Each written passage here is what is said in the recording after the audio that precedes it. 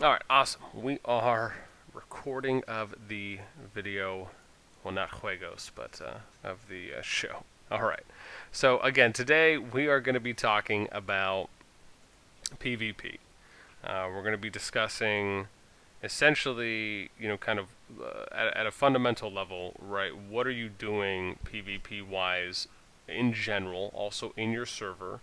We're going to talk about some of the pros and cons. And again, I'll kind of leave the voice channel chat open. We will also kind of do a question segment as we usually do, kind of in between one, if not multiple points, in case anybody does want to ask something over voice.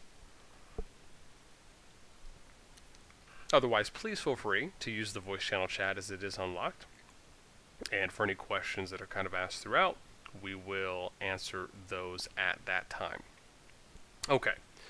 So the first thing is, right, let's talk just a little about PvP and, kind of what the mechanic or the up to extent that you can really do it right now in Infinity Kingdom. So when you get into your server, if you really want to go out and fight someone, right, there's essentially nothing stopping you. Mainly because, again, for those of you who might have played other kingdom builders, you may have experienced that in some other kingdom builders, they have zoned areas where you can't go beyond an initial zone, so you're limited to an extent on how many players you can really go out and attack, how much fighting you can do, because you're limited based on the zone or the small territory that you spawned in. In other games, like IK and a few others, you can attack anyone you want at any time, anywhere on the map, right? If you want to go and wreak havoc or just, be an annoyance on day one, you can. Obviously, with the slow relocation feature, it does make it easier to not have to sit there and burn teleports all day long, so it just gives more access for players to move around the map throughout the day and go and do hits, essentially on anyone that they want. So, with this in mind, the thing to understand is that in IK, the moment you load into a server day one, you can essentially go and attack anyone that you want. Now, this does a few things really for your, for not only yourself, but for your server as a whole. In short, right, everything you do costs action points. Right, so if you're going to go and do 10 or 20 hits a day and you burn through your daily AP gauge or your action point gauge, then you're going to have to start dipping into your AP items. Furthermore, if you run out of AP items, right, there's a hard cap on one, how much you can buy in game for AP, and then two, there's a hard cap on how much you can replenish per day after you actually run out, which you do have to pay premium currency for. So, because everything costs action points, it's good to have that baseline understanding before we kind of get into some of these later topics on how that is going to affect how much PvP you do, or better yet, how much PvP someone like a whale does, a rogue player, and we'll touch a little bit more on that as well. But in short, right, if you're 100 kilometers away, right, that would be about 200 AP usage, right? So if you're right next to someone, let's say you're shoulder to shoulder with their city, it might cost 101 AP.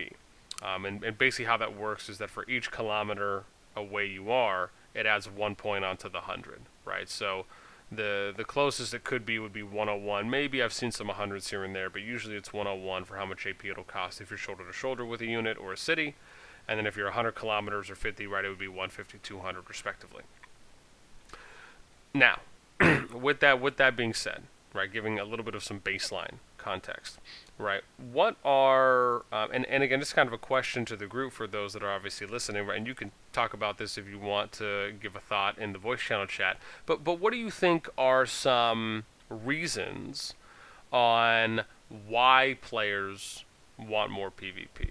Like, if it really came down to what you feel the motivation is, and again, even with the handful we have, right, if you are able to type it out in the voice channel chat, I'll give it about 15 or 20 seconds here. But I would be curious for those of you that want to take a stab at it, right? What do you think some reasons are on why players would want to do more PvP in a server, right? If if they just want to go out and attack everyone, if they want, if maybe some of the rules are a little bit restricting on PvP, right? What do you think some of their reasons would be for why those specific players want to go out and do more PvP?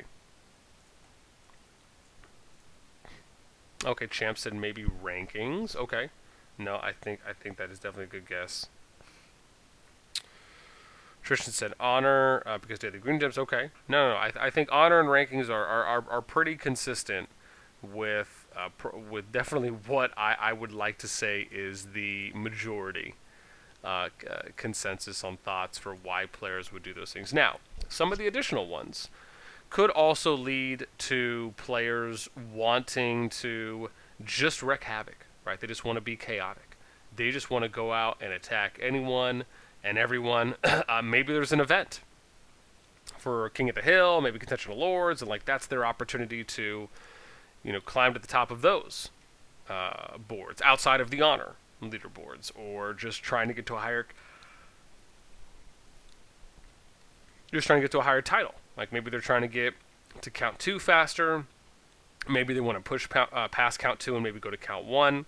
Right? There are a lot of reasons for why players want to attack. Maybe they feel a sense of loyalty to their faction color, and they're just thinking to themselves, well, there's factions in the game, and I am blue. Maybe I'll just go attack red and green. So I do think there's a couple reasons why players want to do more PvP, but I think another really big another big common denominator for why players want to do more PvP is because I think a good amount of players feel that this type of a game can really be summarized into something very simple, which is they just think it's a war game, in short. And PvP for them, when they view this game like that, probably is somewhat of a natural reaction. And so I think that, along with the other points that were mentioned for just general rankings and honor, I think those are all inclusive factors for why players would want to do more PvP. Okay, so now let's transition a little bit. Let's talk about, right, what are some of the pros and cons of doing early PvP in a server? Right, and this is something that I myself have faced in a lot of projects that I've ran myself, from back when I was playing Rise of Kingdoms to now in Infinity Kingdom, along with other kingdom builders that I've played as well. But for the most part, right, when I've ran projects or for servers or kingdoms I have many accounts in, and I just look and pay attention and kind of research how they develop, some of the consistent trends that you'll see if you are someone who's played in multiple kingdoms or multiple servers across multiple kingdom builders, you'll notice there's a lot of consistent trends across this genre of game. And some of those trends are, you're always going to have players that want to do more PvP. You're always going to have players that want to essentially kind of either do whatever they want, or they want to be able to attack anyone at any time, right, on their home server. And I'll expand on that home server point here in a bit. But the main pros and cons that you're really going to find early is, for people that want to do a lot of PvP, keep in mind, and let me just ask the group real quick. When you load into a new server, what percentage, because from what we've gathered, there's about 40 to 50,000 new players that get populated into a server, at least from when we had last checked about a month ago. So let's say you have 50,000 new players that are getting populated into every new server. What percentage of those players do you think are new players? And by new players, what I mean is either new to Infinity Kingdom or new to the genre of kingdom builders. Just any guesses. I would be curious to hear what any of you think. And you can type it out in the voice channel chat that we have. It is open right now. But just give me a number. Give me a percentage number. What do you think, based on 50,000 players that are getting put into a new server, what percentage of 50,000 or all players in a server do you think are new players? And again, new players being players that have never played Infinity Kingdom before, or they're completely new to the genre. What percentage of players do you think are new to IK? Or I guess, sorry, I should say just new in general. Okay, Urza says 80%. Adam said 90%. Okay. Any other guesses? If anyone has, I'll give it another 10 or 15 seconds.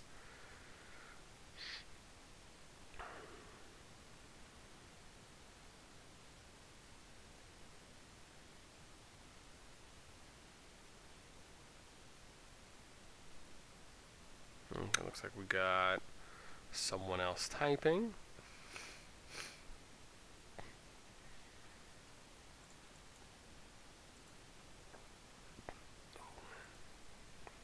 Okay.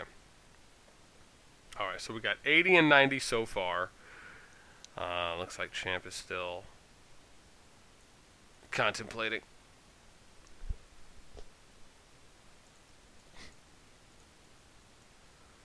Alright, we'll just we'll wait for Champ to give his thought, and then we will proceed.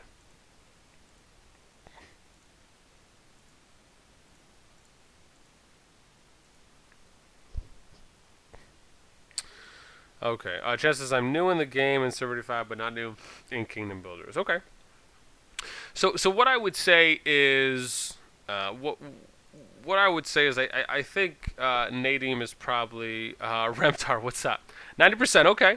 So yeah, you know, I would say that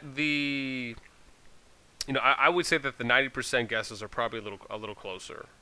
You know, what I always truly believe is that, you know, 99% of all players that are getting populated into a server are new. The reason why I say that is because it is more efficient and more logical to assume that a higher percentage of players are new to the game, mainly also because, and this is one of the biggest factors, because not everyone is going to be on the same page. Right, you have to consider that you are playing with 40 to 50,000 players where no one thinks the same. Right, everyone has their own knowledge, their own experience, their own history coming into Kingdom Builders, right? Let alone not coming into Kingdom Builders and coming into their first Kingdom Builder in IK, if that's the case. So it's a lot easier to go off of a higher percentage, right, if we're going with like a conservative estimate on the amount of new players. Now, if these players are new, right, do you think that they're going to want to get attacked initially? Do you think they're going to want to have their farmers hit, have their cities hit in the first week?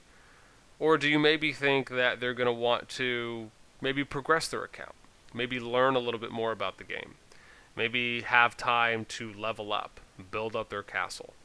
Maybe they want to click on everything. Maybe they want to read everything. Maybe they want to experience the game a little bit more first before they start diving into PvP. Now, the interesting thing is, and I have this conversation with a lot of people pretty often, is, you know, the question I ask people is, think about when you first started playing a Kingdom Builder, right? What was your first thought? The very first Kingdom Builder that you ever played, right? Was your immediate thought, hey, I'm just going to go out and attack everybody?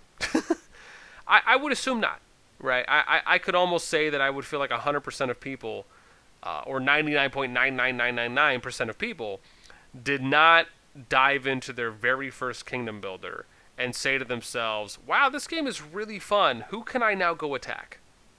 I don't think that happened. You know, I remember when I played my very first Kingdom Builder about, 4.5, 5 years ago now. You know, my first thought was, man, let me click on everything. Let me read everything. Let me get a good understanding of everything. Let me try to level up my castle. Let me talk to other people. Let me get more information, right? Let me gain more knowledge. Let me get a little more experience here, right? That was my first thought. And a lot of people I talk to, that's their first thought as well, right? For when they played their very first Kingdom Builder. And that, I think, is the majority, right? And it also rationalizes itself, because if you think about the fact that the majority of people in a server do not want to just do lawless PvP. They don't just want to have server-wide PvP. And yeah, it might sound fun initially, But what's the number one rule of the jungle that essentially applies to arguably almost all kingdom builders? Does anyone have a guess? Right. What's the number one rule of the jungle that would apply to pretty much every kingdom builder?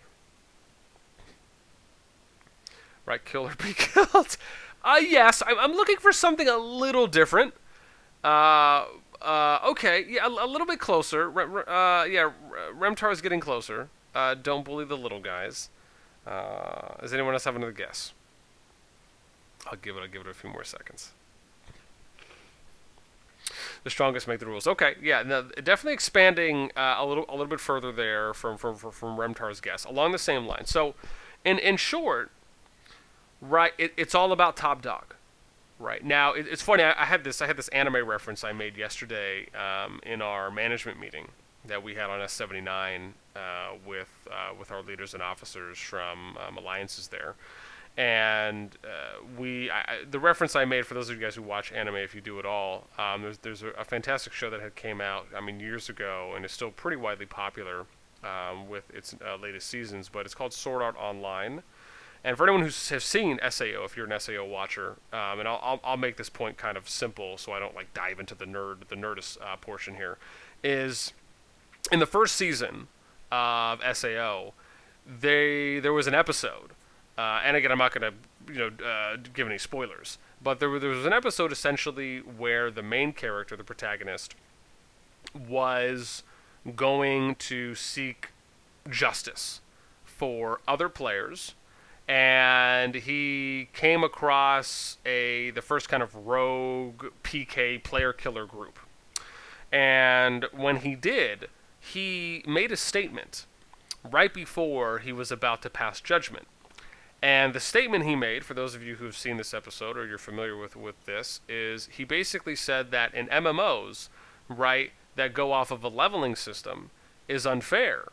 Because the fact is that the higher level you are, you're either always going to be stronger or you're always going to have an advantage compared to the next lower person. And for the most part, that is pretty consistent in kingdom builders, right? And especially, I think, IK. For the most part, we usually go off troop power.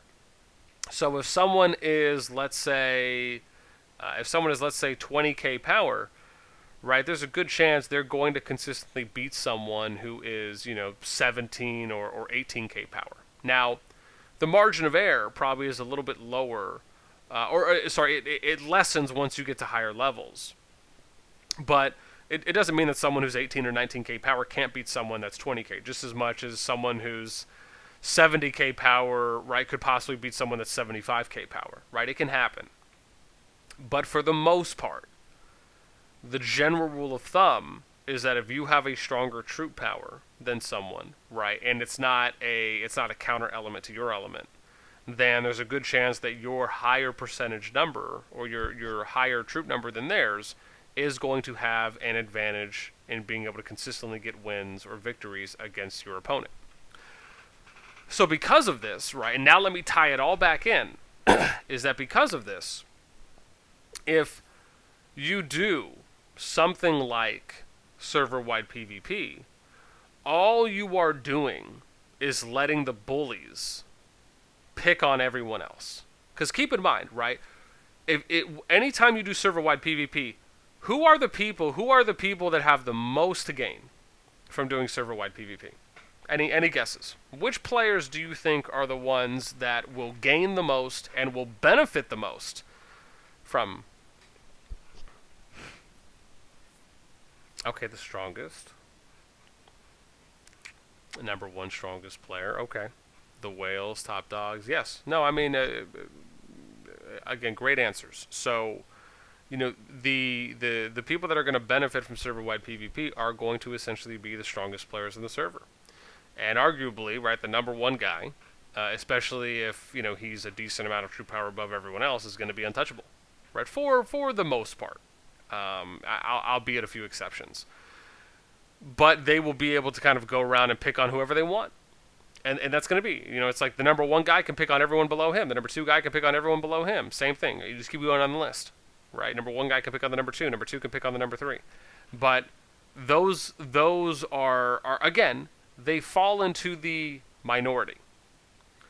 right? Usually, the majority of players that are going to want more PvP in a server are usually going to be, more often than not, the spenders, the higher power players. Right? You're usually not going to see someone who's the number 200 guy on the overall board list, or even sometimes the number 100 guy saying, "Hey, I want to fight more." I mean, you're just not really going to see that the majority of the time, right? It's going to be the people that are really on the top of the boards, right? Your top 10, your top 20, arguably. Again, people that are spending, people that feel as though they might be getting to the end game, which for them, keep in mind, this is like a double-edged sword. If you spend money, you are going to progress faster in the game. If you progress faster in the game, that means you're doing more in the game faster than you would if you were free to play. So the next logical thought here is that if you're spending and you're advancing your account and you're doing more of these things at a faster pace, that means you are eliminating and crossing more things off your checklist. And then, what do you think is going to be left on your checklist? Oh, well, I wonder what will be. It will most likely be wanting to fight and wanting to go and do more PvP. Right, because then it just becomes a little more limiting, right? Once you hit T4 and, you're Castle 30 and, you're kind of above everyone else, you're just logging in and doing the daily grind, right? Like everyone else is. The only difference is that the free-to-play players, for the most part, are probably enjoying it a little bit more because, they're really working for everything. And that's mainly just because they're spending more time in the game doing the daily grind compared to someone who is spending, right? If they're not able to be in the game as long as someone like a free-to-play is. So for spenders, right, yeah, they're advancing, they're progressing, they're getting higher levels faster, they're getting higher tech faster, they're unlocking more, right, they're being able to advance farther in Mysterium. I mean, there are things that, as a spender, you can still do that are going to help advance your account more without just defaulting back to the basic, hunter-gatherer instinct, right, of, hey, I just want to go and do some more PvP now to get some more fun out of it. Part of that is also on the double-edged sword point, because usually spenders just don't have as much time to be in game as free-to-play players do, right? They want to get more shorter bursts of action for the amount of time they are able to spend in the game. And a part of that is also PvP, right? Because otherwise they're going to log in for a little bit, right? Progress their account, level it up, do some Mysterium, log out, go to their business meeting. Or they could log in, and again, that's somewhat of a broad example. Or they could log in and say, okay, hey, I'm going to click some stuff to level up. I'm going to go hit a few people, log off. Now, again, this is why, we usually talk about the kind of at the main topic in the beginning, right, which was kind of the pros and cons, right, of doing PvP early. And kind of throughout the mid game, and then essentially throughout the late game. Now, as players in servers, right? What do you think, just at its most basic level, what do you think are some overall goals that you think every server should have, right? That is also related to the cons of doing PvP, right? Or the kind of negative downsides, right? For anyone that wants to, please feel free. You can type in the voice channel chat. What do you think is the most important thing that every server should want to have, right? Or every server should want to be able to do when they start and throughout?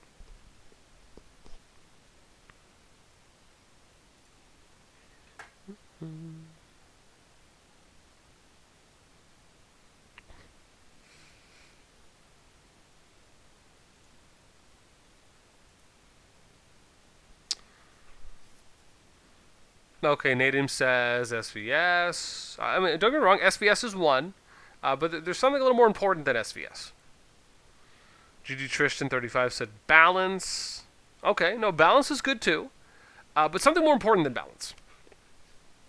Right, when your server is first starting, and then the next server comes out, what do you think is the most important thing that every server should be aiming to do? Right. What is the goal of every server? Again, something that's beyond SVS. It factors into SVS. It also factors into balance. But what do you think is the most important thing? And I will give you a hint. Oh, okay. Hang on. There's a few more people. Completion of task. Okay. Okay. I mean, excuse me. Again, for those of you who watch my videos, I mean, you probably hear me talk about this on a daily basis. Well, I don't know if I'd say a daily basis, but pretty often. Okay, hang on. We'll let Chronicle server mails. Okay, okay. So again, all good things as far as that a server really should be working for. But the number one most important thing that every server should be aiming to achieve is player retention. And because you're aiming for player retention, you are also increasing and having the high, and it also factors in just to having the highest amount of player activity across a server. So if you are starting out, right, what do you think is the most important window after your server opens? Right? How, what is, and again, it's another question to the group. What is, after a brand new server opens, right? What is the most important window that you have after a new server opens that factors in to player activity and retention? Any guesses? All right, after a new server opens, what is the most important window that every server is going to have? Time. Okay. I feel like we're playing Scrabble. Okay, we'll let a few more guesses, and then we'll see. Time is close. I'm just looking for something a little more specific.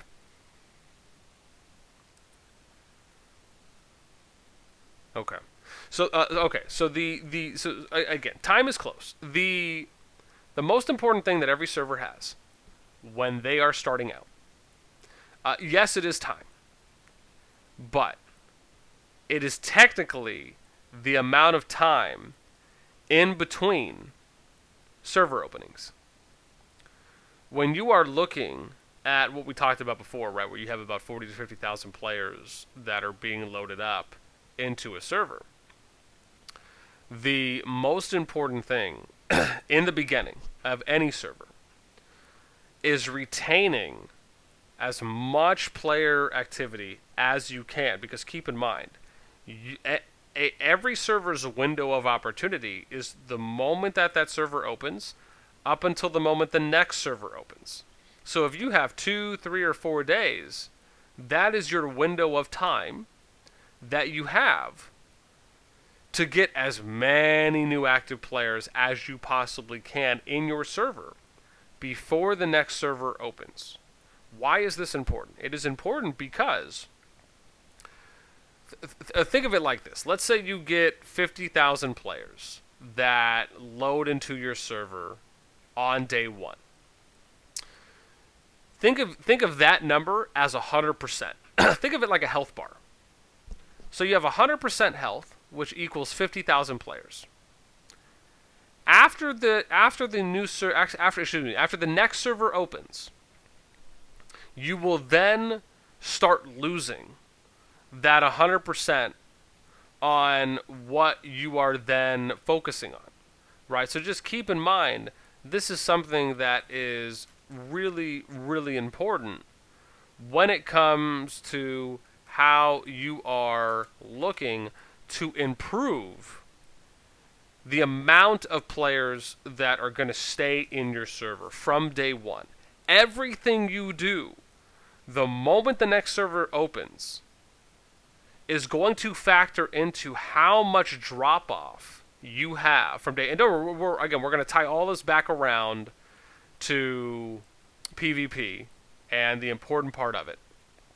So you have 100%, right, after the next server opens. That's about 50,000 players at every new server, and even in, again, across any kingdom builders, right? These are also things that you're going to experience and you're going to see for yourself as well, right? This is about the same amount of players that are going to be loaded into any server or kingdom across any kingdom builder, right? You look at games like Rise of Kingdoms, Lords Mobile, State of Survival, right? War and Order, Game of War, again, Infinity Kingdom, Art of Conquest. I mean, again, the list goes on, right, for all these different types of kingdom builders.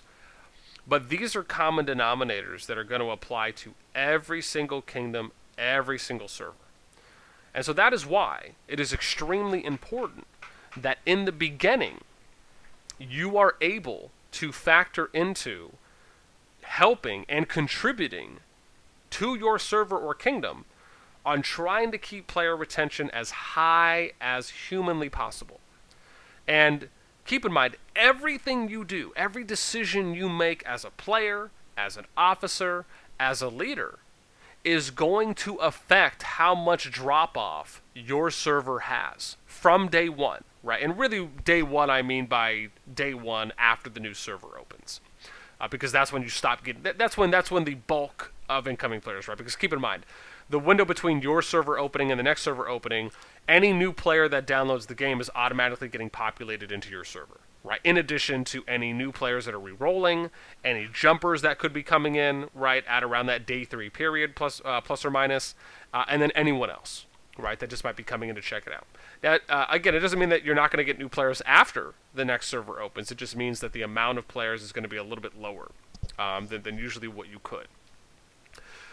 With that being said, the point about drop-off is something that you're always going to get. And we'll definitely take some questions as well. Just keep in mind that, like I usually say, if you are new to Discord or if you are new to the server, we just kindly ask you to ask questions in the voice channel chat. We're more than happy to answer those for you. If you're an existing member with roles, then again, when we call on people, if you have your hand raised and you want to come on and give a thought to one of the points I've made or something else, we'll also have an open floor Q&A at the end.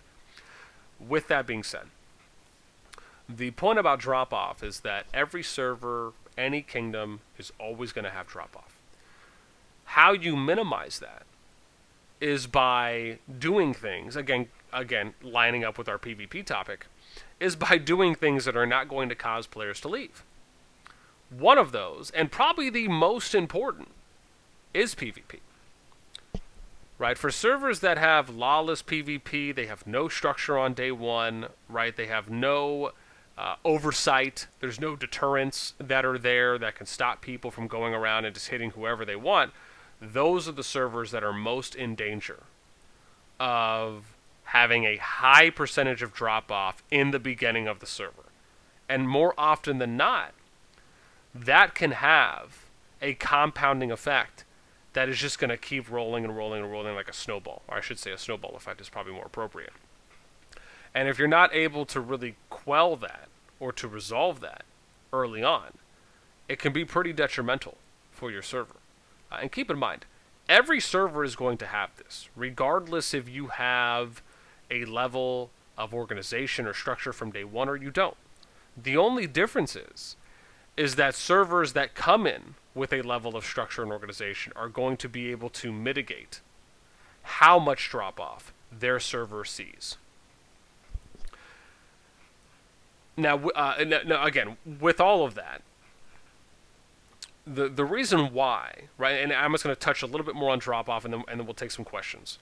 So, on the area of drop-off, right, some of the reasons why players would leave a server, or re-roll, or restart, or just stop playing, right, especially if they're a brand new player to the game, is because some people, even though you're going to have a good amount of people that are going to view these types of games as war games, trust me when I say they are war games, but before they are a war game, they are a kingdom builder.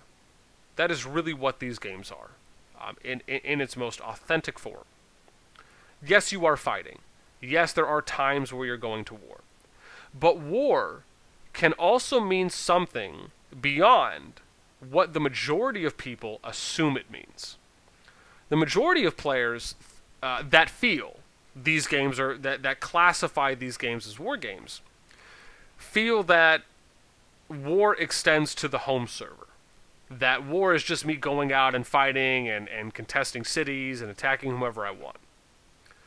The veteran players who have played Kingdom Builders for a substantial amount of time, or even a decent amount of time at minimum, if they have come to this conclusion, is that war games for us, like myself and others, are looking at SVS. We're looking at KVK. That's the real war, right? Not these small internal home skirmishes, home server battles, right? Those are completely pointless. Those do nothing for the server except just further add on to more drop-off. Now, sometimes it is necessary.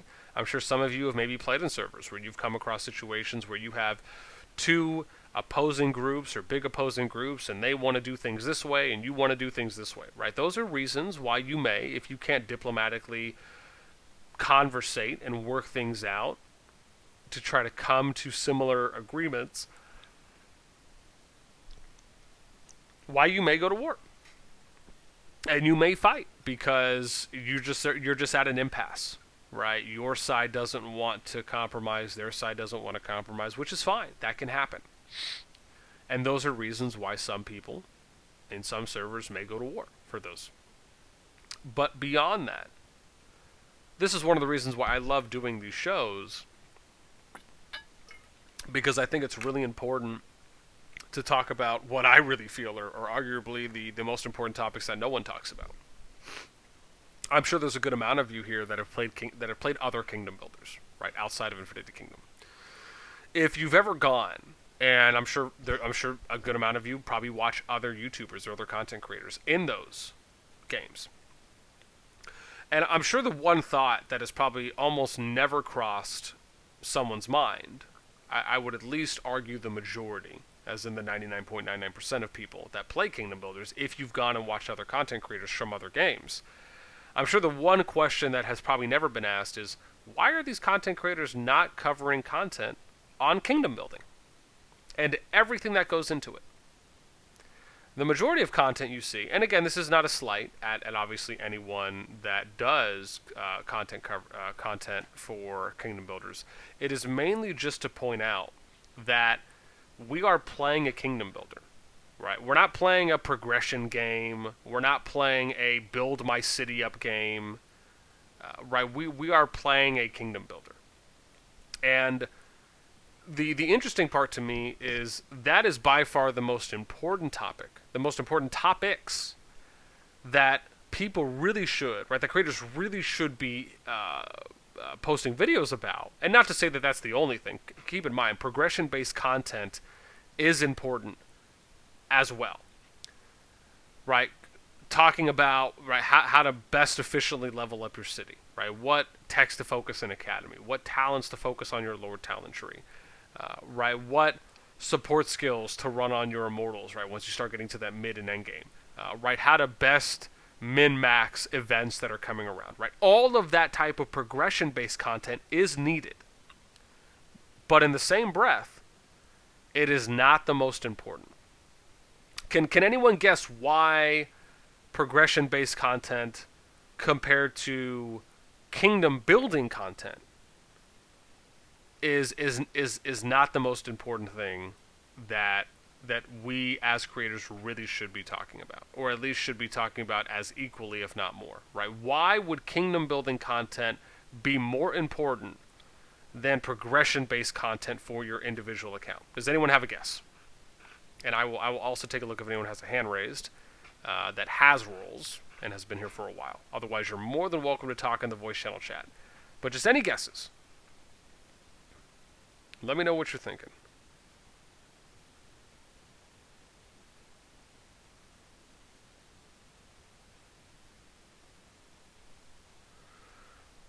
Don't be shy. Don't be shy. We don't bite hard.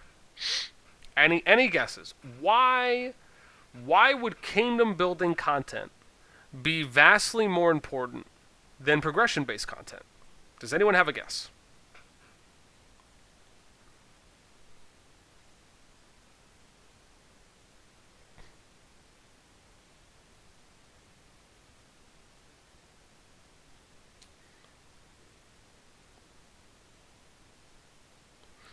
Okay, so champ says overall power instead of just troops. Okay, somewhat slowly getting there. Bimbaro says more organized servers, easier to grow. Okay, slowly getting there, Oh, let's see. Shadow King looks like he's typing. Again, the question is, why is kingdom building content more important than progression-based content?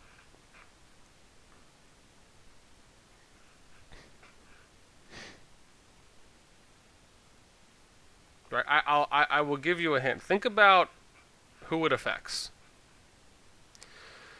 Let me see. Shadow King said to help people out with how to grow everything that's important, what's going on, how to properly grow your kingdom. Okay, definitely a little more, definitely a little more along the lines for sure.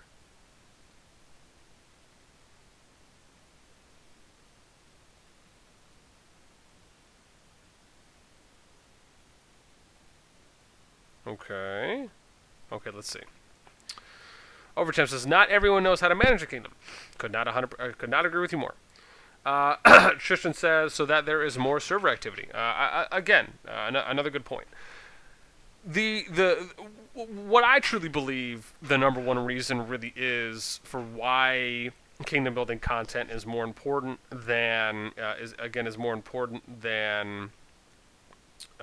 progression based content is because progression based content only helps an individual. And that's an individual within the bigger realm of all the players in a server. Right? It helps you focus on how you as one person can improve your account separately from everyone else. Even if every player in your server watches the same content, they are still doing it in an isolated way, where they are looking to improve themselves rather than the whole. Now let me dive into the kingdom builder part and give you a good example. So, with kingdom building content, it educates and it more importantly informs people on how their actions, words they say, choices they make, things they do in your server factors and contributes to everything. To player retention, to drop off, to high server activity, to people feeling socially engaged and morally motivated to keep playing in that server. Keep in mind, you could min-max your account the best out of anyone. But if you don't have players in your server to play with, your server's dead. It's dying. You will get nowhere. You will eventually leave, you'll move on, you'll re-roll, you'll migrate out. This is why understanding everything that goes into building a kingdom is vitally more important than talking about progression-based content. Now, in that same breath, right, there is not really a lot of people that talk about kingdom building content outside of myself, which is not to put myself on some kind of a pedestal. It's just really just a kind of a fact of the situation. I posted a video about, whenever it was, maybe about a week or two ago, that did somewhat of a deep dive on kingdom building content, where I looked at like the top 3 content creators across games like Lords Mobile, Rise of Kingdoms, State of Survival, and I think 1 or 2 others. And we went back. So we looked at their catalogs. Oh my god, I'm dying. Excuse me, let me get some agua. Oh god. Okay, woo, so much better. So we looked at their video catalog. We went back about 2 months for the top 3, right, the most subscribed people across those 3 games, right? Those are the big 3 right now in Kingdom Builders. And what we saw is that none of them talked about kingdom building content. It was all progression-based content, progression or event-based content. And again, there's nothing wrong with that, right? That type of content is needed, but it is not the most important piece of content. Because, again, think about how many people. So just, I mean, just out of, gosh, if you guys don't mind, out of a raise of hands, out of a raise of hands, how many of you who have played, who started, even better, how many of you in your first Kingdom Builder, let's say you were playing your first Kingdom Builder for about 3 months, right? How many of you knew that there may have been a management team governing your server or your kingdom? Just a hand raise, right? Your first 3 months of playing your very first Kingdom Builder that you ever played, how many of you knew that there was a management team that actually governed and managed the server or the kingdom you played? And again, the first 3 months from the very first Kingdom Builder you ever played, how many of you actually knew that there was a team that was managing and supporting the server and kingdom? Okay, so 2 or 3. Okay, I figured the number was going to be low. It was kind of a rhetorical question at most, but okay, it hammers the point home. Okay, now let's take it a step further. How many of you, after or better yet, how many of you after you have been playing Kingdom Builders for a year knew that there was a management team that managed your server or your kingdom, right? So let's say you've been playing Kingdom Builders for a year. Just a raise of hands, right? You could raise your hand in game if you're on your phone or on your desktop. There's a little hand widget or a hand thing you can click on. In your first year of playing Kingdom Builders, how many of you knew that there was an actual management team that was governing your server or your kingdom? Okay, so about 5, 6 people. Okay. Again, the number is low. Okay, now let's flip it. How many of you had no idea that there was a kingdom, that there was a management team when you first started playing Kingdom Builders, or even if you've been playing Kingdom Builders till now? How many of you had just absolutely no idea that there was a governing body or a management team that actually did anything on your server? Right? How many of you just thought, oh, hey, there's a bunch of alliance leaders that started alliances, but there's no governing body, there's no team? How many of you had no idea that there was a team in place that put, okay, I see some neutrals going up, but I mean a decent amount of hands there, about 5. Okay.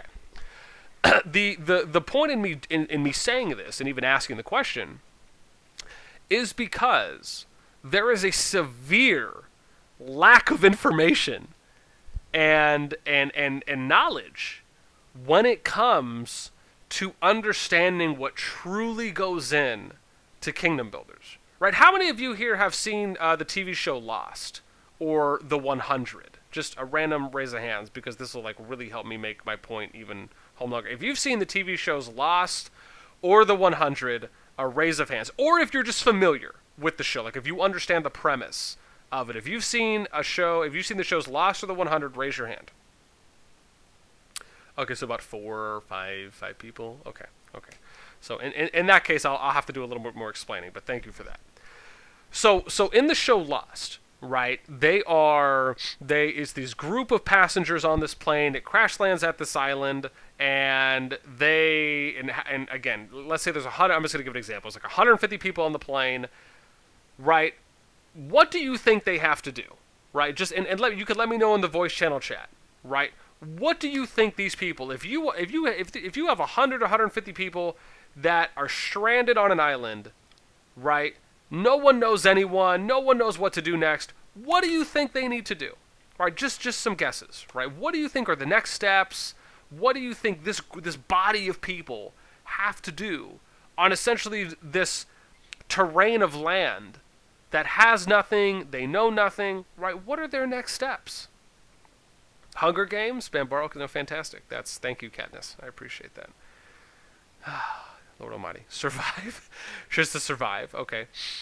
Form a subset of groups focusing on individual attacks. Thanks, Uli. I really appreciate that coming in hard. Trying to find out about the area, find base, write a base of food, way to live. Okay, no, exactly. Right? You are essentially, right, a server and a kingdom is you being populated with 40 to 50,000 people where no one knows what to do next.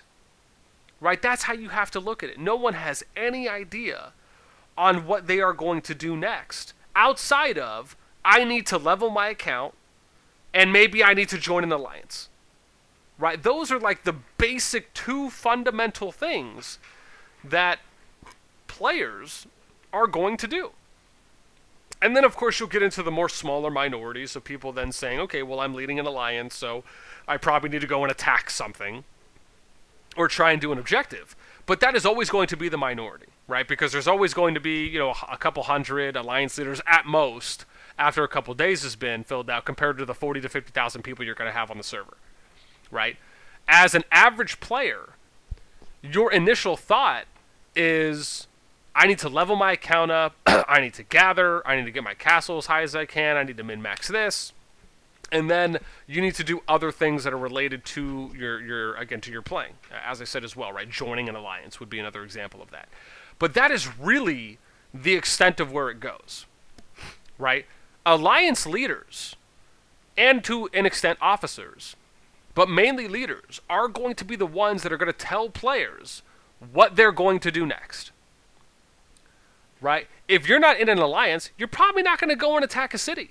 I'll be honest, I don't even know. I mean, I guess you can attack a city when you're not in an alliance. I'll be honest, I've never actually tried to attack a city or even take a city when you're not in an alliance. I would imagine you have to be in an alliance to do anything like that, which, again, kind of hits the point further, is that because of this, and because most people... Oh, see, so Uli said you can't even attack a city when you're not in an alliance. Okay, well, see, that effortlessly answers the question then. Something that I've just never even tried to do, because, again, most people would assume that I probably have to join an alliance if I want a higher chance of capturing the city. Or just doing anything objective-wise an alliance would do. So because of this, right, let's look at the psychology trend. So as a player, you are, before you do anything objective-wise on a server or a kingdom, you are going to progress your account and join an alliance. Those are the two things you're going to do. If your alliance does not have an action plan, or if they're not going to go do anything, then you're never going to capture an objective. You're never going to progress in the server along the timeline. Right? Just think about that. Right? You have to join an alliance, and alliances obviously can hold up to 150 players at max level. But for the most part, on average, you're probably going to get more to like the 80 to 120 range, you know, give or take, depending if your alliance continues kind of throughout the early to mid game. Now what happens is that the actual progression of you as an individual cannot really go forward until your alliance leader tells you what you're going to do next. So you have these 40 to 50,000 people that are in the server. They're all trying to join, or the majority of them are trying to join an alliance in order to start progressing to the next phase, right? You're kind of gated in that regard, right? There's only so much you can do as an individual or as a tagless or solo player, right? Which is kind of a funny shout out to my boy Kirito. But again, in the same sentence, that is the next stage. Now again, tying this all back around to PvP is that these are things that have to really be understood first. If you have no idea that these things exist in Kingdom Builders, then your thought as a player or as a top player, as a rogue player, might just be, it's a war game. I'm just going to go out and do PvP. Right? Many players that are high spenders or considered to be whales that I have spoken to, and again, this is just from my personal experience, have no idea that there is so much more to Kingdom Builders than them just being kind of blanketly labeled by a good amount of people as a war game. They don't know what goes into building a kingdom or building a server. I mean, let alone building a successful, long-lasting server and kingdom. Right? For myself, personally, I've had the fortunate opportunity to be a part of very successful kingdoms and servers. Ones that were extremely well organized, and they lasted years with a lot of activity. Not every server is going to get that, right? Those, in my opinion, are always going to be the 1% of servers that can last a long time. And the challenge is that these kingdom builders, they don't tell you that. There's no tutorial when you first start playing that teach you about how to build a kingdom, teach you how you have to, how you should interact with other leaders, how you should do diplomacy, how you should recruit, right? How you should work with people on city distribution, how you should prep your kingdom or your server for SVS, right? There's nothing like that. There are no tutorials. There's no helping hand. There's no assist feature. There's no information or material out there on everything that really goes into building a successful kingdom or a server, right? The tutorials you get are progression-based tutorials, right? They're you as what you should do as an individual, how you should attack a gnome, how you should attack a gnome boss, giving you information on your lord talent tree, right? And don't get me wrong, those things are important as well because you need to learn how to do those things to progress your account individually, right? Which again factors into everyone progressing their account. But we are playing a kingdom builder, right? There's no I in team. Your team is literally every single player in the server. Every single player in the kingdom is your teammate, regardless of you having different factions or regardless of kill events happening, right? These events are meant to cause chaos. They are meant to decrease player retention. They are meant to cause further drop-off, right? Let me preach to the choir real quick. Do you think a kill event in Kingdom Builders is meant to keep player retention? No, it's not. Do you think that these events are meant to keep players from leaving? No. They are meant to cater to the top level players, usually and more often than not, players that spend money. These games, why do you think new servers come out every few days? Depending on the game you play, they might come out every day. They might come out every 2 days or every 3 days. They are meant to keep generating either player re-rolling, new players coming in, or also cater to jumper groups, and I'm sure a few others as well.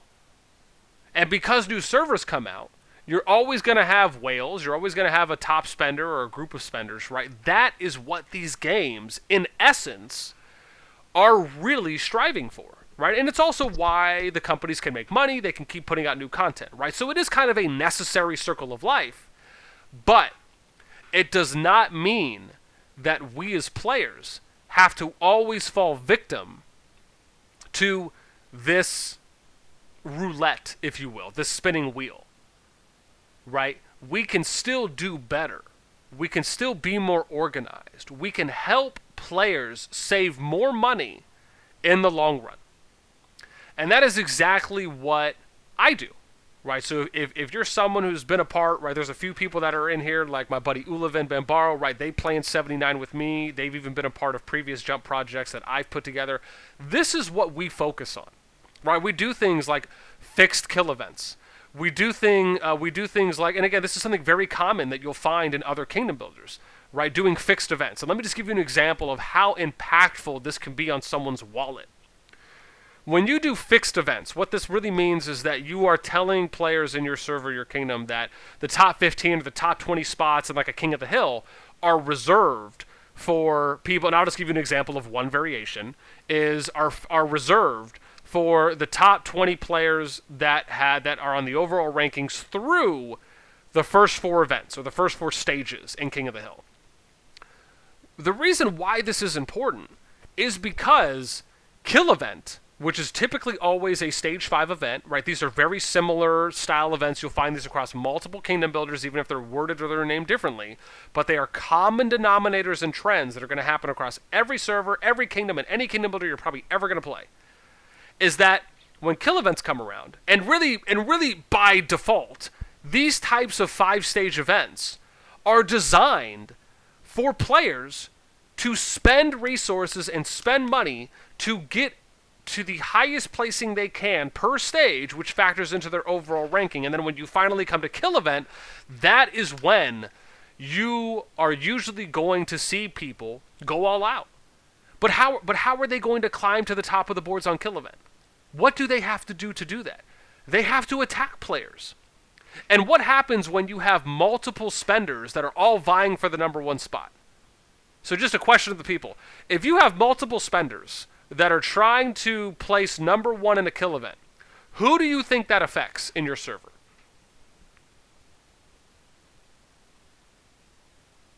right? What percentage of players in your server or kingdom do you think having multiple spenders or multiple top players trying to gain as many honor points and as many kill points as they can during any kind of a kill event, what percentage of players does that affect in your server or your kingdom? Or I should say could affect. Okay, Darth Mindus says, the free-to-play, you're not wrong there. Zenitsu, 5%. So it affects probably 60. Okay, probably 65. Olivia says 1% or 100%. All right. Tristan says 19.99%. Solid guesses. Okay. So again, this is somewhat of a rhetorical question, but essentially it affects 100%. Right? It affects everyone on the server. Why? Because if you have multiple players that are going out there and they're trying to place as high as they can on the kill event board, everyone is a target. Now, that doesn't mean that every player is going to get hit, but anyone is a target. And that in and of itself is the challenge. That in and of itself is the bait. That's the trick that they get in Kingdom Builders for why you have so many players that restart. Why you have players that will stop playing in a server and play in another one. They'll re-roll. Or they'll just stop playing because they're brand new players, they've never played Infinity Kingdom before, and they just don't want to get attacked on day one. They don't want to get attacked on week one. They don't want to get attacked or have the choice taken away from them on when they can participate in a kill event. And that is a turnoff. That also factors into drop-off and losing players in your server.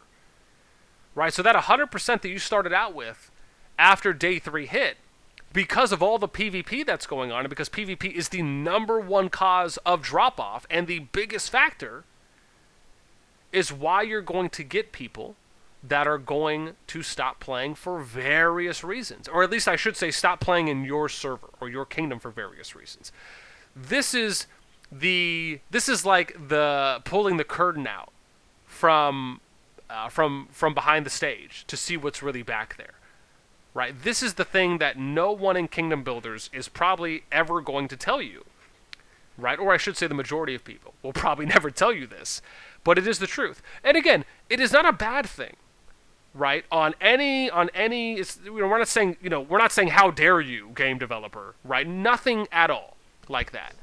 What we're simply trying to do is educate, is to inform, is to give you more knowledge so you can make a better informed overall decision on how you as a player are going to contribute to your server and to your kingdom. Because that, above all else, is the most important thing. Right? Now, if you're just playing the game to progress your account and to develop, and you're neutral, you're not going out and attacking anyone, that's fine. Right? If you want to go out and attack people too as well because you're just war hungry, right? No one's saying there's anything wrong with that. Players can play however they want. All we are doing is explaining the pros and cons of doing PvP throughout the early game, throughout the mid game, and throughout the late game in your server, and what effect that is going to cause. I've already seen hundreds of servers / kingdoms that had people that just wanted to go out and do PvP, and they thought to themselves, oh man, I'm having so much fun just doing this. You get a couple months in, and they're migrating out. Why? Why are they migrating out? I thought doing all this PvP was extremely fun for them. I thought they were having the time of their life in this server. So why would they migrate out if they're having a ball of fun? Well, they're migrating out because activity is dying, because players are leaving, because the server is slowly dying and will eventually become dead. Oh, interesting. Okay, well, because I can spend money, I'm just going to leave now. Right? Or otherwise I'm going to have to wait a long time to get the amount of passports or teleports I need to eventually leave. Okay, cool. Let's do the same thing again. I'm just going to go to another server, I'll go and attack, and oh wow, this is really fun. Wow, why isn't anyone attacking me back? Wow, why are there less people that are now active all of a sudden a few months after I just migrated to my new server? Huh, weird. I'm going to migrate again. And it's this definition of insanity that players just don't ask, right? There's a good amount of people that don't ask, why do these things happen? They don't look for answers. They don't notice these trends in player psychology on why they do these things. And unfortunately, this is something you will find that whales, or some whales and some big players, right, heavy spenders, will do. They'll just go in, they'll do as much PvP as they want, and they'll migrate out. And they don't realize the rippling effects or the after effects that they have on that server, right? And or any more people that do. People that just want to fight or have constant wars, right? They all factor into it. And so again, all of these things are really important to understand if you want to contribute towards your server's survivability and its longevity and lasting longer than another server you've played in. I'm sure a good amount of people here have played in servers that are servers or kingdoms and kingdom builders where you felt that your server, your kingdom had a lot of potential. You felt it was going to last a long time, and disagreements happen, or a whale eventually shows up and they're just causing havoc, and eventually player drop off becomes a serious problem, and it gets to a point where you have really low activity. And you decide, you know what, maybe I'm going to migrate, maybe I'm going to reroll, maybe I'm going to do a jumper, and your hope is that that will not happen again.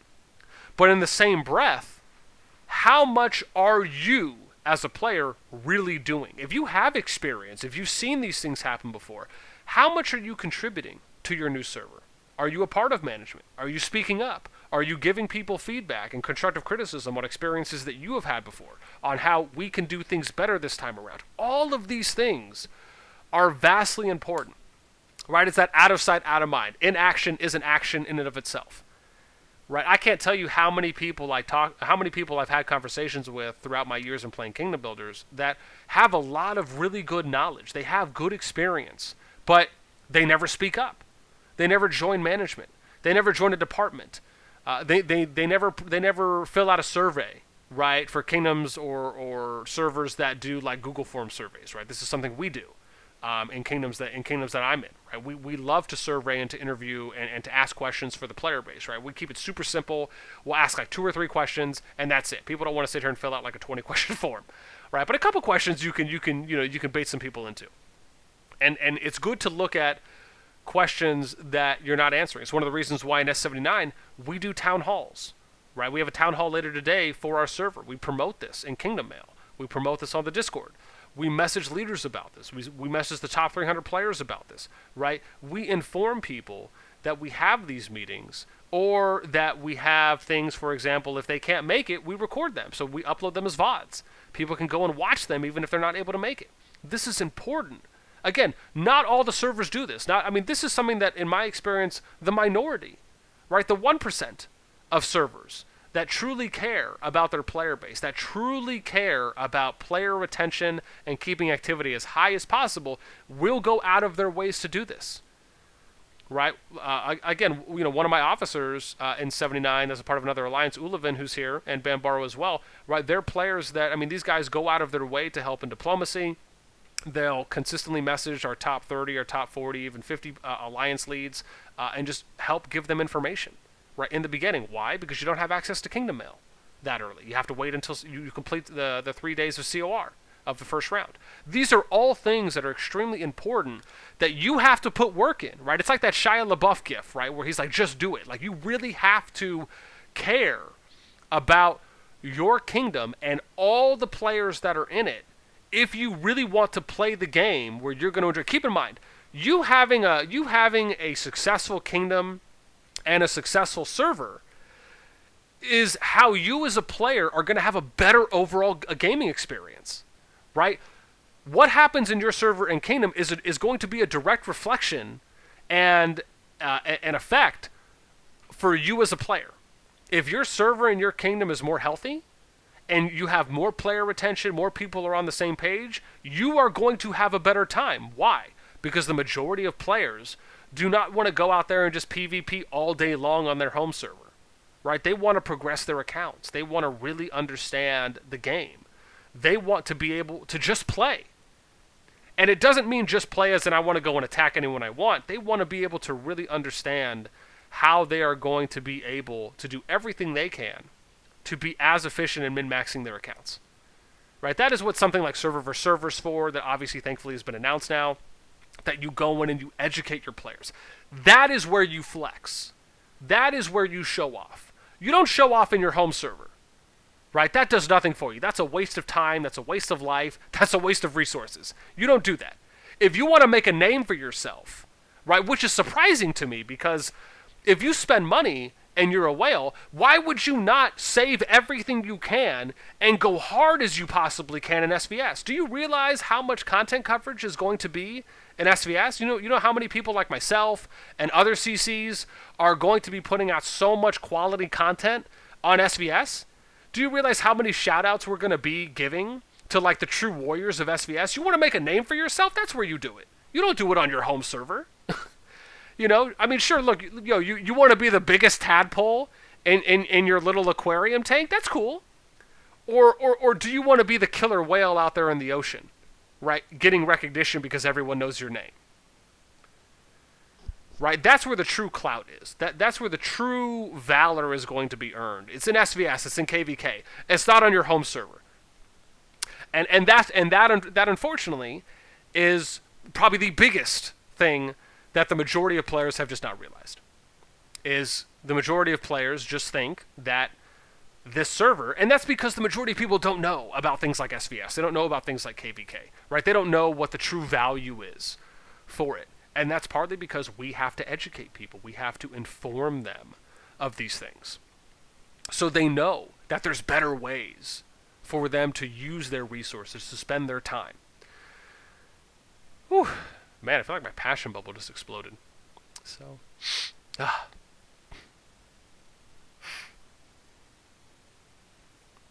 yeah. It's funny. I'm probably gonna make a video on this later. My buddy Ulevin, who's here, he's really big on data collection, and there's a fantastic video I'm gonna put out with his help, and some of the data he's pulled on showing what the difference is between servers that are lawless or have a lot of PvP in the beginning compared to servers that don't and are able to freely develop. And we're gonna show people what the power difference is and how much stronger your server can be if you go in organized compared to if you're unorganized and you just let anything happen at any time. Because the amount of power that servers can get to that are organized and are not having lawless PvP is pretty staggering, how much stronger your server can be compared to others that are not as or at all organized. And so I'm really excited. I can't wait till we put that video out, because I think that's hopefully going to open a lot more people's eyes. Because the challenge is that no one really talks about this stuff, unfortunately. You know, you don't really see content creators and kingdom builders kind of talking about these types of games, or these types of factors that go into these types of games in this genre. And I think that, unfortunately, in my opinion, I just think it's really kind of a disservice to the player base. And again, it's not, a fault on anyone. Part of the reason I think that a lot of content creators don't talk about these things is because they've never done it. A big reason is because a lot of content creators just have never managed kingdoms. They've never managed servers. Maybe they've never managed them in multiple kingdoms or multiple servers where they've actually been a part of that leading management team. Maybe they've never led successful alliances. Maybe they've never been a part of a diplomacy department. Maybe they've never been a part of a recruiting department. Maybe they've never done ICE work, internal affairs, organizing community events. A lot of these things are really important, so you can have the necessary amount of knowledge and experience to then talk about them. And like I said, right, it's not a fault to any of the other CCs. It's just the kind of realistic, part of where we're at. Right, on what people can and kind of cannot talk about based on how much they know and how confident they feel talking about those things. So, go to the force. Yeah. No, I mean, it's one of those things where, again, everyone wants to have fun, right? But fun can be defined in a numerous amount of ways. Like, for example, fun for me is trying to get to T5, trying to get max Lord Talents, trying to get max artifact builds, trying to get max marches, multiple marches. Trying to get to count level 2. That's fun for me. Fun for me is logging in every day, knowing that I'm investing in building my account up for SVS. That's fun for me. That's fun for a lot of people. That's actually what fun is defined as for the majority of people. But that same fun may not be the same fun for the minority or the smaller group of people, right? The bigger spenders, the whales, and just any outlying players that want just more PvP, right? That may not be fun for them, or that may not be the only part of fun that they want. And again, that's the challenge that every server, every kingdom is going to face, right? It's going to be educating and informing these players that the true fun is going to be winning SVS, not losing it. Because usually, and I'm sure we're going to see it a lot, because it happens in every game that has some form of SVS or KVK, is that if big players lose these big events, they'll probably migrate out. And they'll probably go to a server that has a better chance of winning, right? SVS and of winning SVS seasons. And I don't doubt that's going to happen. It's happened across every Kingdom Builder that I've ever played that has had this type of game format in it. And again, then they're going to have to start realizing, okay, are we going to be a part of the team, or are we just going to keep going solo? Because it's only going to last so long. I can tell you, successful kingdoms that have big whales and big players in them that spend a lot of money, they love being a part of a structured server. They love being a part of a structured kingdom because they consistently get to flex on everyone else, because they are just that much more organized than more oftentimes a lot of other kingdoms that they'll go up against. And that is fun for them. They enjoy being able to just do nothing but wreck face. They love winning. They love having a successful win record. Right, a lot of those things are important to, I think, a lot of players. But anyways, guys, look, that is it for me. I know we're at about an hour and 20 minutes here. I'm going to have to kind of keep this short because I do have to run. Unfortunately, I was trying to keep it down to an hour, but we ended up going a little bit past that. But again, and I know we didn't really have a large amount of time available to us to kind of do some Q&A, so I'll definitely try to make some time next week, and I think we're going to try and do this a little bit later, possibly around 10:30, which is like, 40 minutes from now? So we might try and do this a little bit later next week, just to try to appeal a little bit more to the West Coast family. But aside from that, I do hope everyone enjoyed. I know for the most part, it was probably a lot of me talking. I know we had some questions that were asked in between, and then just a lot of kind of Q&A with me to you. I mean, I do very much appreciate the engagement. I'm really happy when people are either raising their hands, when we're asking questions, or even just contributing to the real-time discussion in the voice channel chat.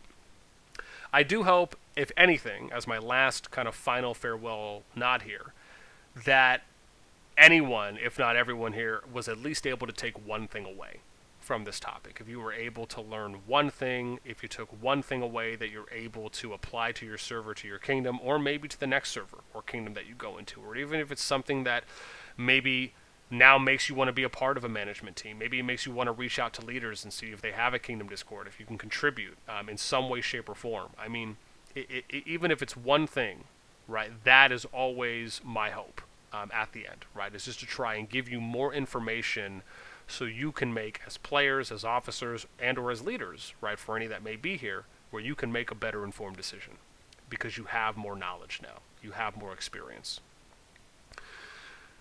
And again, that's pretty much it for me. So as always, I hope that all of you enjoy for the time you spend here listening to me at times. I feel that a lot of these sessions we do and kind of weekly topics are fantastic for the community, and I'm always happy to have a consistent amount of people that show up for them because I think that a lot of it is really good for people to hear. With that being said, I am out. As always, I am so happy that, again, a good amount of people were able to tune in this week. Until next week, I hope everyone has a good morning, afternoon, or evening, wherever you are. I am out. I'll be closing the room down, but I hope everyone has a good rest of your day or start to your day if you are just beginning. And until next time, we'll catch everyone later.